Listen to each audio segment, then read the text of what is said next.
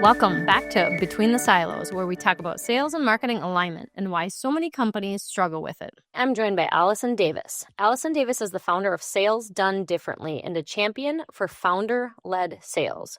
Drawing on her 25 years of B2B sales experience, she helps her subject matter expert clients leverage their strengths into consistent revenue-generating systems. In the past year alone, her clients have sold millions of dollars in services to organizations like Charles Schwab, Nike, Gartner, Hulu, and ACLU, and more. Glad you're here. Hey, thanks for having me. Great to be Yeah. here finally. I've been waiting for this conversation. Yeah. So thankful you're here. So I wanted you to join me for this particular topic because sales planning is the silent killer of so many brilliant companies, from startups to legacy businesses. I've watched, and I'm sure you have too, too many talented founders with game-changing products fail simply because they couldn't crack the code on how to acquire customers. So love for you to tell me a little bit about that from your lens. Yeah, thanks for the opportunity to do that. I love nerding out about sales plans. When my founders come to me, to explore working together, I watch their faces kind of go blank when I say, well, we always start by making a sales plan. And and they would rather do anything else, really. Like, well, can't we just go get a new client today? And I explain, well, we got to have a plan. If your revenue goal is the destination, then a sales plan is really that roadmap and vehicle in how to get there. And you're right, though. Something I think you point out, Jennifer, and we talk about is that the reason this thing breaks down is that at the end of the day, when a business has grown organically, usually based on the expertise, the drive, and most importantly, the network, the access and the influence the founder has, um, when that starts to plateau, we don't know how to really go out and proactively generate a great lead. And you can't make a sales plan if you don't know how to generate a lead. That is, yeah, so interesting. And I love when you're like, no, let's not. Let's just go get customers. Because, yeah, I hear that too. Is like, no, the sales plan is go get new customers. Yeah. Don't you want to know how many you have to go get? Don't you want to know what you want them to do? And don't you want to know the best person on your team to put in charge of that? Is it a dyed-in-the-wool salesperson, or is it a subject matter expert that you might already have in-house? Hmm. Yeah, absolutely. So tell me a little bit. Okay, you kind of alluded to it of like they don't really want to do that, but why? Why isn't it easier for businesses to do sales planning when it's so important for the future? Yeah.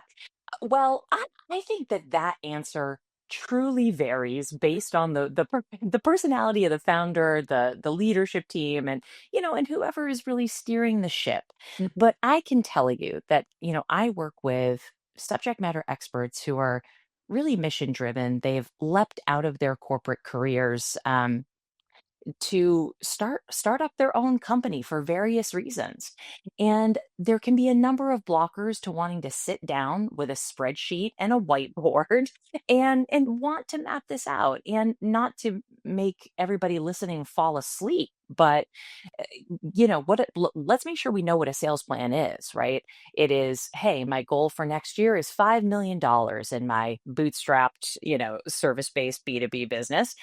And I want to know, what is it going to take to actually stop crossing my fingers and hoping enough business comes in by word of mouth or referral, and actually make that happen? And not just make that happen anyway, but making it happen while I'm controlling the direction and the pace of my growth. It means saying, okay, is 5 million bucks an actual, based in reality, or is it rainbows and unicorns? And for anybody taking notes, the first thing you do is say, how much do we already have booked? Then how much is in the forecast? Then what is left over? Because that's the hardest bit of work, right? And then you further segment that. How much of that can we rely on coming from our existing customers? And therefore, the hardest thing to go do, how much of that needs to be from generating new leads. Mhm. Once you know that, it's like Russian nesting dolls. You keep going. Okay, so then if that's that number, how many contracts is that? And pretty soon you come down with, honest to goodness, the most important driver here, which is volume. Like, Mhm. write that word down. Do I have a high volume need for speed and leads? Or do I actually have a low volume need? If you only need a dozen new customers or so, or less to make your goal, well, that's really powerful information. You don't need high volume tactics Mhm. then. Okay, so thank you. That was so good. I actually Was met with it? a client. It was so good. Yes. And it seems, I think, because you and I are probably in this all day every day, right? Like that just seems like part of regular vernacular. Like those are the things we talk about all the time. It's like, what is success? How many? Do the backwards math. Yeah. And I was meeting with somebody yesterday, and so a few things kind of struck me when you were saying that, Allison, is like they have these numbers, one, that feel a bit arbitrary. So like I don't understand where the math is mathing for them, of like when I go backwards and do it, the numbers don't line up. They're going, well, I need 3 intro calls or whatever that number is. And I'm like, well, that isn't enough to get to the number you're saying at the bottom based on your conversion, average Yeah. conversion that you have. And so all of that to say, is there like a multiplier or a number? That's one question. And two, like, what are those things you measure? Because one thing we talked about yesterday was like some clients measure behavior, right? Like top of the funnel, how many people am I shaking hands with, sending emails to? And some are more like, I just want to know those qualified conversations. And so that was a lot I just threw at you, but like any insight there to that? Yeah. Uh, Here's the truth of the matter. All of that matters. And if we start thinking about all of it at once, Mm-hmm. we will become paralyzed and not do anything. Mm-hmm. Absolutely. Right? And so it- I'm going to pick one part of that, right? Because you know, you want to look at the numbers and the behaviors all throughout, because then you have more levers to pull. And as you get more sophisticated from wherever it is you're starting, my customers, by the way, have zero sales background, right? So we're just picking a few key metrics to look at for the first year that they're working with a sales plan. And the number one is something that you said. Am I counting all of the hands I'm shaking, all of the people who didn't know who I was before, who know who I am now? That's an interesting number, because I'd like to take one step back from that and say, does that matter? Mhm. When founders in particular, think about this, right? We've talked about how our businesses grow organically based on our network and our reputation for doing stellar work in the world. And Mhm. at some point, if we want to keep growing, that'll plateau that organic growth. And what ends up happening in that moment is that, even though, at least for my customers, they don't need dozens and dozens and dozens of customers per year to make their goal. They need a smaller number. Mhm. And so, really, what has been successful is a small effort, a small, tight circle, a low volume play so far. But when they want to grow, they go to the internet, and every talking head uh, talking about sales and marketing is giving them advice about volume. You Mhm. got to cold call. You got to post to LinkedIn every 30 seconds. You got to go shake as many hands at a conference. You got to go be a sponsor. It's all volume, volume, volume. That is Mhm. exactly the utter opposite of what has grown all of the businesses, certainly, that I serve. And so, why are we doing that? And, Mhm. and when we do that, that means either money. I talk regularly with founders who are sinking $2,000 to $10,000 worth of, into cold calling or digital advertising or whatever it is. Um, and or it means, well, then I got to hire a bunch of people to go pound the pavement and shake Mhm. hands. And at the end of the day, sadly, it doesn't work. That is when my customers come to me, when they've hired or they've spent a bunch of money on these high volume lead generation tactics, and it doesn't work. So I don't want to get too far away from the metrics question because that all matters. But Mhm. the first thing I'm going to look at before I get too deep into any of those analytics is really look and see, do you have a high volume need business or a low volume need business? And that's going to tell me a lot about what you should and shouldn't be doing and who you should and shouldn't be hiring. And let's Mm. fix that first. That's really interesting. Yeah, and knowing that, and I don't think a lot of companies start with that. No, You know, they don't. they don't start with, is am I high volume or low volume need? And like you said, like backing up, even what do I have and what's that gap? So okay, let's go. It's, you know, your clients you said are more like low volume, don't need a ton to grow.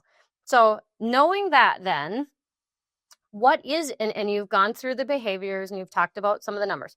What is your take then on the best sales play and the best sales plan, um, outside of the numbers part of that? What do you recommend to your customers? Yeah.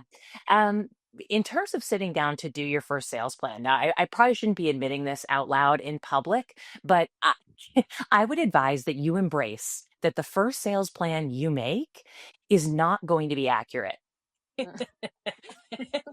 Mm-hmm. Because, right, if a sales plan says, all right, here's how many new customers I have to go out and get, and here's how much we have to be sure we get from our existing customers, and you've never successfully really proactively done that, how could it be accurate? But you've got to start somewhere making your best guess based on everything you said, Jen, about, about looking at behaviors and habits and numbers from before. We make our best guess. Your goal in the first year of having a first honest to goodness sales plan is to have a great baseline for the following year. You could do it. You could do it in 6 months and have better data, right? It's like, so you're getting better data for going forward. So I want everybody to just know that if, perfectionists in the house, raise your hands. My hand is raised. Let's let it go and just embrace the mess with this. The first thing to do really is to look at what that revenue goal needs to be. I hope you've spoken with your ops people and your finance people and and you've consulted how many vacations you want to take and all that good stuff, and you've set a reasonable goal. And I simply want folks to say, how much do we already have? Then what do we need to go get? What comes from existing? What comes from net new? Just start there, then look at those practices. Do we have systems and strategies uh, to proactively grow our accounts? Look at those accounts. Uh, I just did this exercise 2 weeks ago with a customer of mine. She works in leadership development, mostly with nonprofits, and she serves in 4 different ways. And we did an analysis of all of her current and recently past customers, and we did an analysis of how many of the 4 categories of work that she provides, how many categories were they participating in? Most of them were only in one. Hmm. Her opportunity to cross sell is immense. Mm-hmm. Absolutely. Immense, right? It's so much harder to go develop a new lead. We know this. And so we've got a really big job to do that's going to be exciting and super successful to go get more out of those accounts. But she has got to put that focus there. And then the remainder is net new. And guess what? We say, well, if an average new client spends $77,000 a year and my goal for net new is 150,000, well, I just need to go get two. Right. Yeah, and Right? that's manageable. Yes. Yeah, Yes. absolutely. The shift that it is my absolute pleasure to help founders make, especially those who have not, don't have a big sales or marketing background, it feels completely amorphous and overwhelming to think about how to do this. Mhm. And doing your sales plan just breaks it down and breaks it down into very digestible chunks. And then you can make an actual action plan and actually assign it to others in your company. And all of a sudden, you got a well-oiled machine in a couple of years. And it was Absolutely. well worth the effort. Yeah. Yep. Yeah, absolutely. Yeah, I think that's really insightful. And one of the things we haven't hit on, I'm going to pivot a little bit, is that I know that you are a master at is the relationship piece of marketing. And so I would love if you, Allison, would talk a little bit about how you see that. We've spoken a little bit about it. Again, it's kind of getting into like how many actual real relationships do you need to foster, and how do you go about doing that? So I'd love for you to share with the audience a little bit about that. Yeah. Um, Maybe what would be useful here is for me to tell you a story I'm immensely proud of. I would love that. Yeah, I think real examples here of what I mean by relationship marketing, which by the way is just this uh beautiful term that I learned from a colleague of mine called Michelle Warner. She's absolutely brilliant business designer and strategist. And she talks about the difference between traffic marketing, aka high volume, and relationship marketing, where if you got that low volume need, we can lean in over here. Okay, but what does that mean? And at the end of the day, what we're looking for are the force multipliers in your network. So let's talk about the difference between prospecting and relationship lead generation. Prospecting is literally the act of going out and shaking as many hands, as I like to say, with folks who could actually sign a contract with you. Hmm. Now, we've gotten a little confused about that over the years. If we meet those people out at a networking event or a conference, we call that networking. That is not networking. That's actually prospecting. And that's a high volume, low ROI activity at the end of the day. You got to shake 100 hands to maybe get a couple good meetings, right? Um, Instead, we're looking for the force multipliers. Who are the people in your network who have access to and influence over your most ideal customers? Hmm. So, for example, I recently was working with a branding and marketing agency out of the Midwest. They have an incredible mission to help multi-generational businesses, right?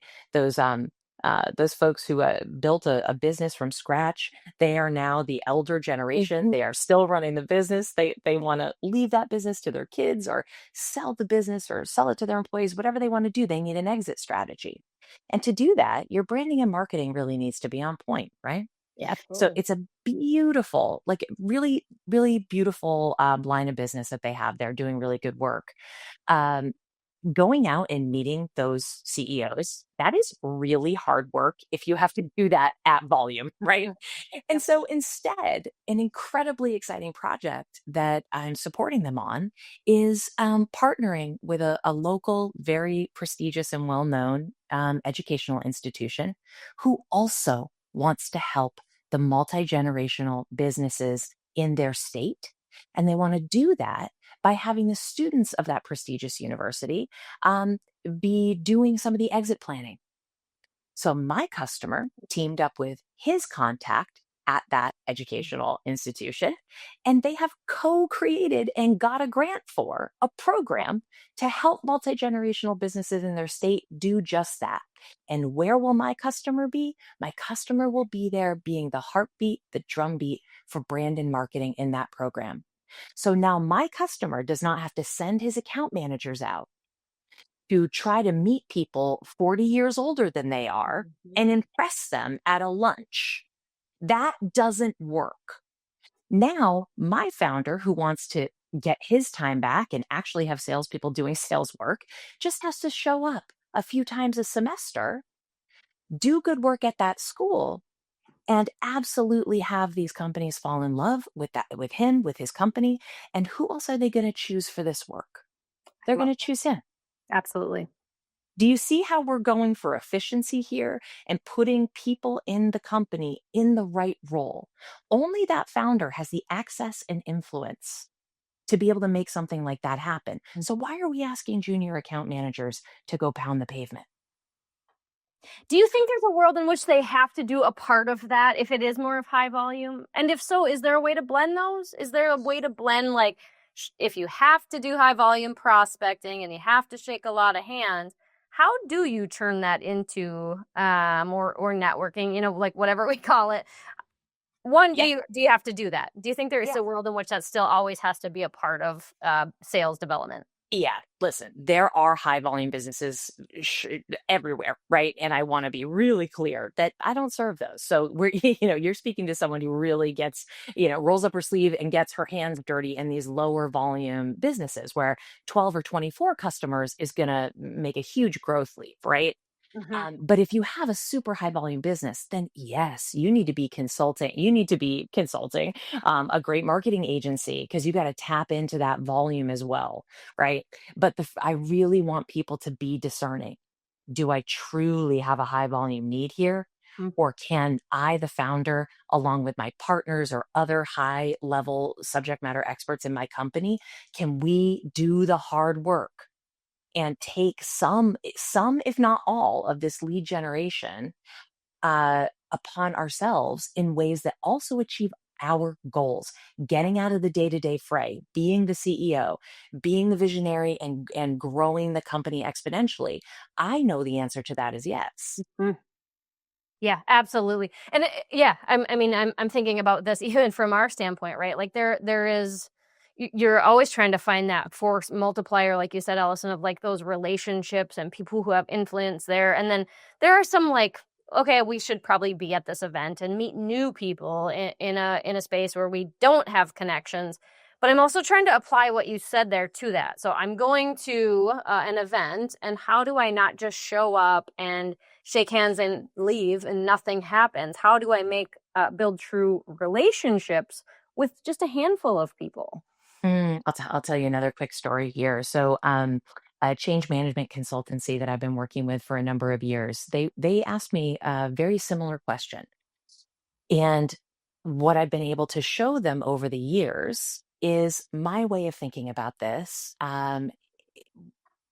We are looking for, right, force multipliers when we're thinking about events and conferences, places where I would go Mhm. and meet a bunch of new people, which there's absolutely value in doing.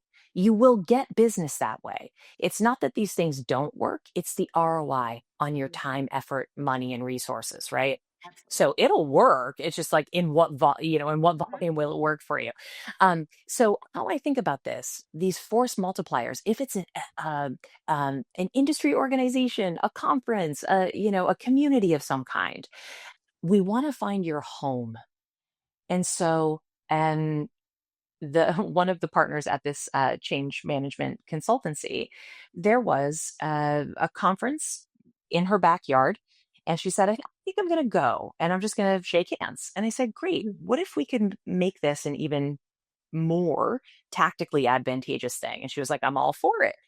And I said, so when you go, there are a number of different stakeholders that I want you to be aware of, right?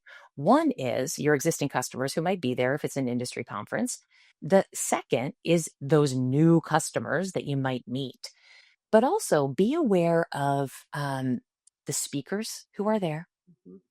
because those are often the folks you really want to meet with the access and influence. Am I right? Absolutely. Be aware of other service providers who are already doing business with the people you're trying to shake hands with, because those could become force multipliers in your world. Those people with non competing services who are already in the strategy rooms with the people you want to work with, your time might be better spent having a cup of coffee with those people. And lastly, and perhaps the most important one for me, because I love a long-term strategy, Jen, is who are these conference or event not producers, Mhm. it's not really the producers, it's the creators, right? Yes. Whose Uh-huh. whose business model is this event part of, right? Because if it's worth going once, play a long, long game. You don't want to go to an event as just an attendee. That's pushing a boulder uphill to go shake hands and meet people who want to give you money that day. Like that's almost a ridiculous premise if you think about it, Absolutely. right? So Mhm. you go there. I gave her multiple goals, and a big one was, hey, this is a perfectly aligned conference for you. Go find the decision makers and get yourself on that stage next year, which is exactly what she did. Then, being on the stage as a speaker the following year, that's not enough for me either. I want you to be on the steering committee that programs an entire stage at that conference on year 3. Be on the board, be a decision maker. It's exactly what she did.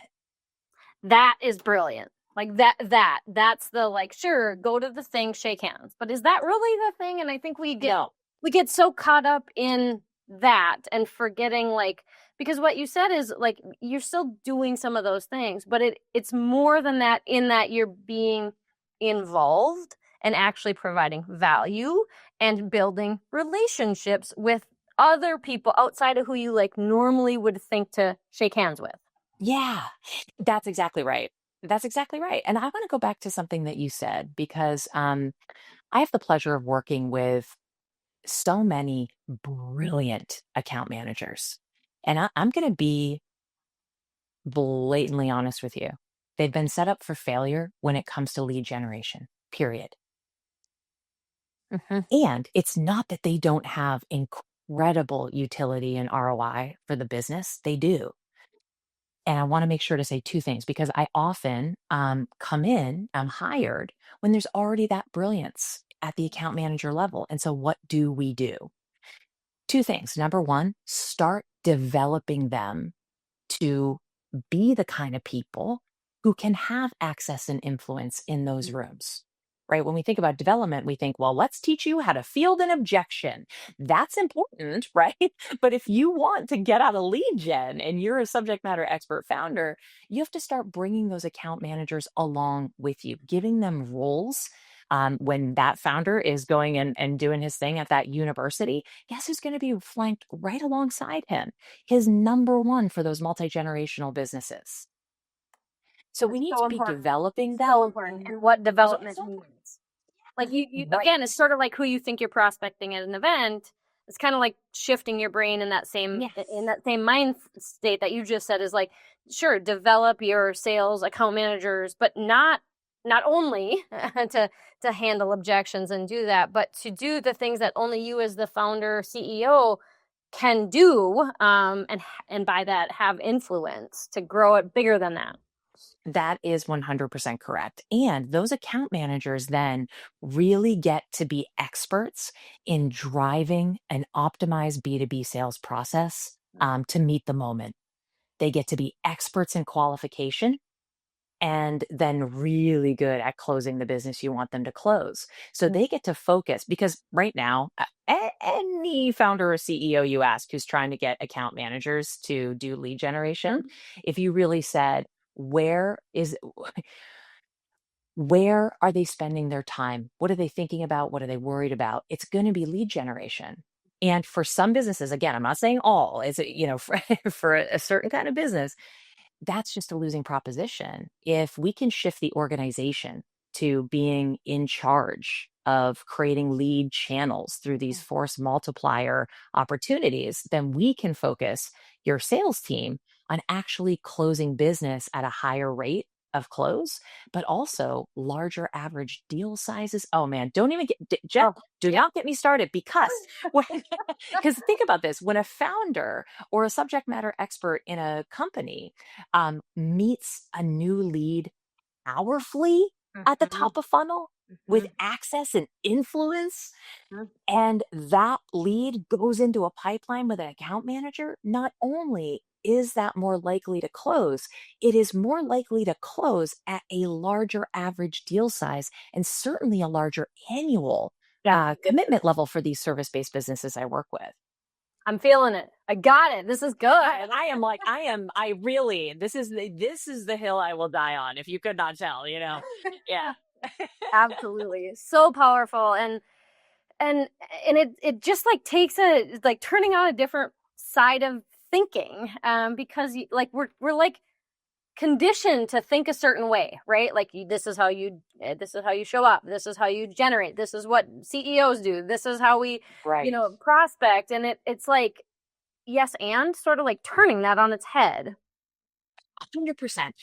Every founder and CEO I know has our culture around business. And just like what you said, what it looks like to be a CEO, um, they've been conditioned to think they are they are being successful if they get out of lead generation. And so Mhm. it really requires a huge mindset shift and sometimes a little bit of an ego, Mhm. like an ego downgrade, if you know what I mean. Um, Absolutely. but listen, nothing feels better than actually knowing how to proactively generate leads that close. So any little hit to an ego or, hard work on the front end, always worth it in the long run.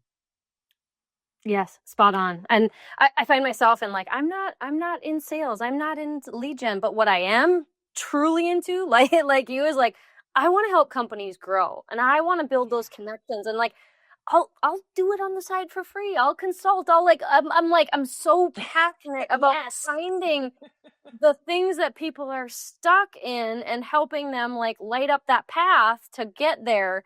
And then you're like, oh yeah, and then like people want to work with you, and then that turns into things, and like you don't see that as like, lead Yeah, gen, but it that's is. I will say, I think that is something that Sales Done Differently and Vi really have in common because I've had the pleasure of seeing you in a room with your customers.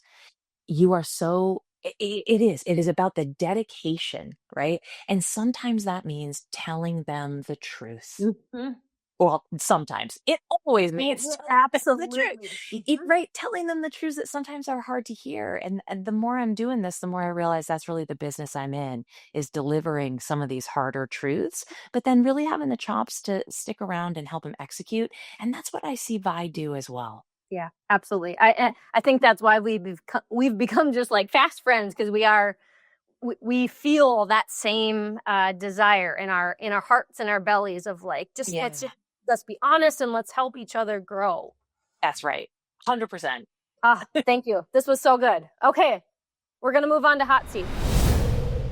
Are you ready? I am so ready for this. I love this. Okay, coffee or tea? Are you kidding me? Coffee, coffee, coffee. Right, all day, every day. I know. Can you not tell? Yeah.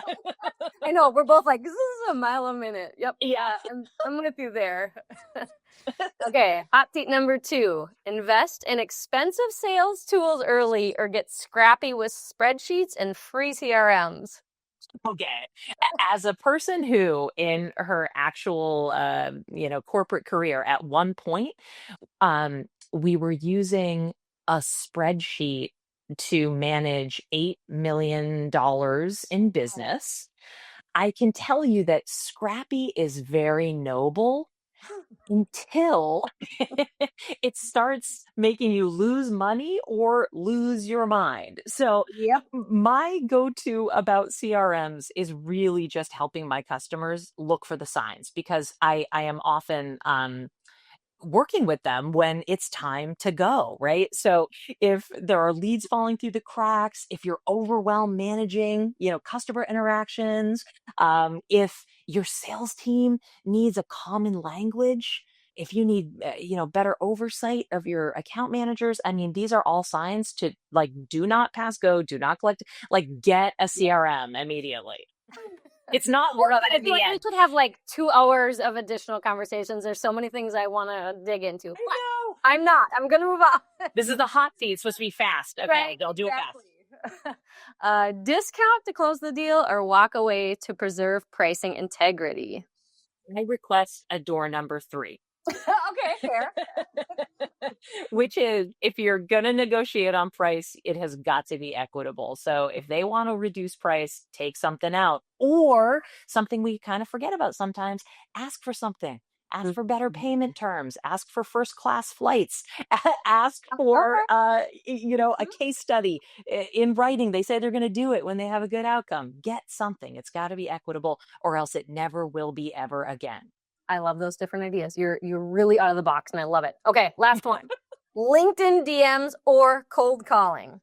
Neither, neither, neither, neither. I know, right? Like we Not just talked about everything. LinkedIn DM, but only after they've seen me speak at a influential conference, right? Yeah. Yeah. After there's some powerful experience, Mhm. then you can reach out. No cold calling. No, no, no. No. Yep. Wonderful. Well, Allison, thank you so much for joining today. It has been an absolute pleasure, and I'm hoping I can have you back because, like I said, I feel like we've got a lot in common and a lot to talk about. It would be a pleasure. And for all the listeners out there, make sure to hit the subscribe button so you always know when a new episode lands. Until then, don't forget, the best things to happen to your team will always happen between the silos.